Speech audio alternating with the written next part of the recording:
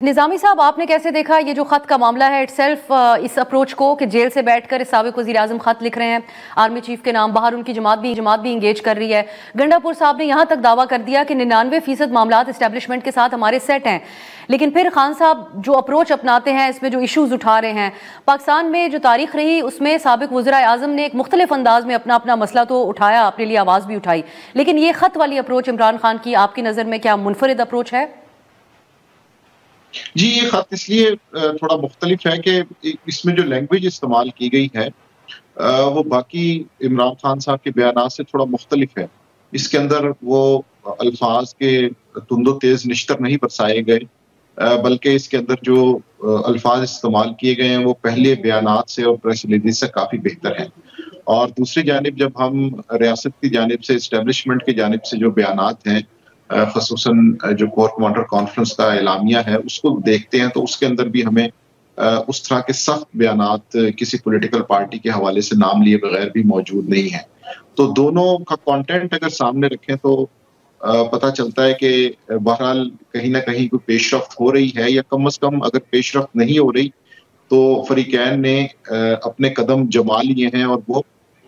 एक दूसरे के खिलाफ आगे नहीं बढ़ रहे। सो इसलिए मुझे लगता है कि ये जो खत का मामला है ये उस सारी चीज़ को जाहिर करता है,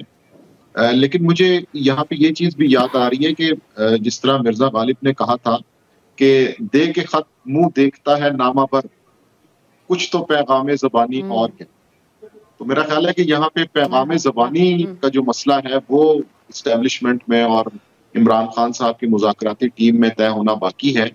और वो पैगाम ज़ुबानी अभी चल रहा है जिसमें बैकडोर मुज़ाकरात भी मौजूद हैं। तो उसके हवाले से जो चीज़ें सामने आएंगी वो ज़्यादा बेहतर होंगी।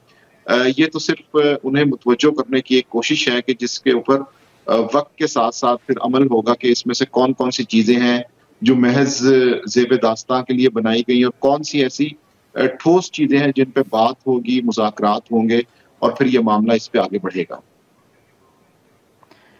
सोलंकी साहब, गंडापुर साहब का ये स्टेटमेंट तो बहुत बड़ा स्टेटमेंट है। वो कहते हैं कि 99% मामलात इस्टेब्लिशमेंट के साथ सेट हो चुके हैं। तो वाकई कोई पेशरफ्त या एंगेजमेंट है जिसको हुकूमत मानने को तैयार नहीं है? और हुकूमत में से भी मियां जावेद साहब के बहुत सारे शक्को शुबहात से भरपूर बयानात आते रहते हैं सामने नून लीग के। मेरी इस खत पर जो रद्द-ए-अमल आया है उसकी तशरीह थोड़ी सी मुख्तलिफ है।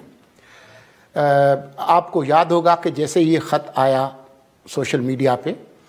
तो उसके फ़ौरन बाद अस्करी ज़राए के हवाले से ये ख़बर तमाम चैनल्स पर चली कि जी हमें न ख़त मिला है, न हमने इस ख़त का जवाब देना है, और ये भी कि अगर आप सियासी जमात हैं तो आप सियासी जमातों से बात करें, हमसे रब्ता करने की कोई ज़रूरत नहीं है। फिर कोर कमांडर्स कॉन्फ्रेंस के बाद जो प्रेस रिलीज़ आई उसमें जो उसका कोई जिक्र नहीं है, वो मैं उसको इस तरह से ताबीर करता हूँ कि ये एक तरह से नज़रअंदाज करने वाली बात है कि कोई कुछ हुआ ही नहीं है।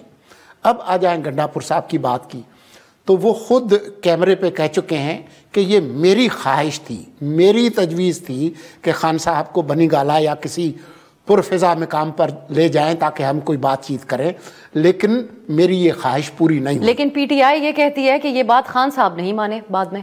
कि उनको शिफ्ट कर लिया जाए, दूसरी तरफ तैयार थी। वो कुछ भी कह सकते हैं, लेकिन गंडापुर जब खुद ये कैमरे पे कह चुके हैं कि ये उधर से बात नहीं आई थी, उन्होंने कहा ये मेरी तरफ से ख्वाहिश का इज़हार और मुझे उसका कोई जवाब नहीं मिला। और फिर जब गंडापुर अब मुसीबत में है कि उनकी कुर्सी हिल रही है और जो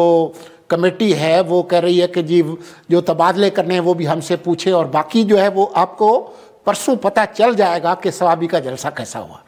उससे आपको अंदाज़ा हो जाएगा। तो अब निज़ामी साहब, लाहौर में भी जलसे की इजाज़त पीटीआई की तरफ से मांगी गई, अदालत से रुजू भी किया गया, लेकिन साफ इनकार है। वज़ीर दाखिला मोहसिन नकवी साहब कह चुके हैं कि जो 26 नवंबर को होगा बस उसी किस्म का कोई रद्द अमल फिर दोबारा दिया जाएगा। क्रिकेट मैचेस का भी तस्करा किया जा रहा है। आपकी नज़र में जो 8 फरवरी को कोई बड़ा एहतजाज पीटीआई कर पाएगी? जी, अभी तक की सूरत हाल में तो खासा मुश्किल नज़र आ रहा है। उसकी वजह यह है कि पंजाब के अंदर जो तंजीमी तौर पे तब्दीली की गई है और जो टास्क दिया गया है उसके अभी असरात नज़र नहीं आ रहे।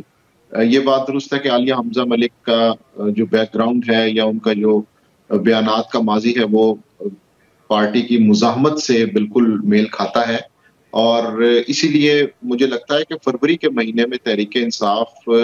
مزاحمتی سیاست کی جانب ہی جائے گی۔ اس کی وجہ یہ ہے کہ وہ الیکشن کے 1 سال مکمل ہونے پر یہ افورڈ نہیں کر سکتے